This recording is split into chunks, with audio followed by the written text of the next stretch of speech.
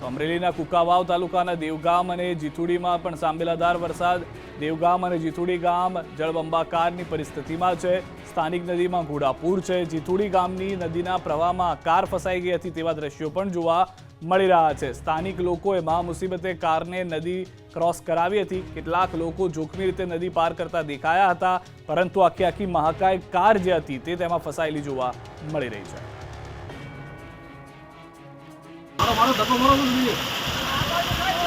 ના ના ગાવા ગયો હવે થોડું પછી હલવાઈ રહ્યો ઉપડે ને કે ઓલી બધું જવા ગયો લે એક ગાડી ફસાણી પાણીમાં જીથુડીની નદીમાં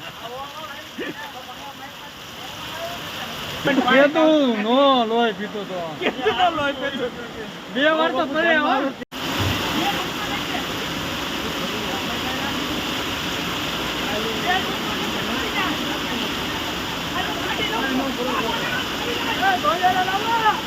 અમરેલી જિલ્લાના વિવિધ વિસ્તારોમાં વરસાદ. કુકાવાવ તાલુકાનું દેવગામ જળબંબાકાર. ગામમાં ફરી વળ્યા છે પાણી. કુકાવાવના દ્રશ્યો આપ જોઈ રહ્યા છો. દેવગામ આખું ડૂબી ગયું હોય તેવા દ્રશ્યો અમરેલીની અંદર જોવા મળી રહ્યા છે. ગામમાં પાણી ફરી વળ્યા છે.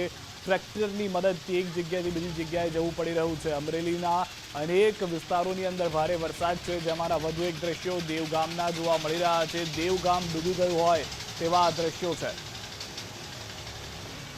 કચ્છના નખત્રાણાના ઉખેડા નજીક નદીના જોરદાર પ્રવાહમાં કાર તણાઈ ગઈ.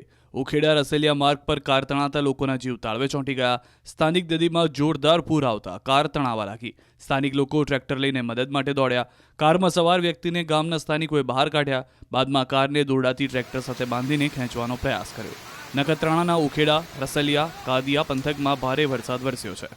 દ્વારકાના ટંકારિયા પ્રેમસર ગામને જોડતા માર્ગ પર પાણી ફરી વળ્યા છે. લોકોએ એકબીજાની મદદથી રેસ્ક્યુ હાથ ધર્યું છે. અવર જવર કરતા લોકોને દોરડા વડે રેસ્ક્યુ કરાયા છે.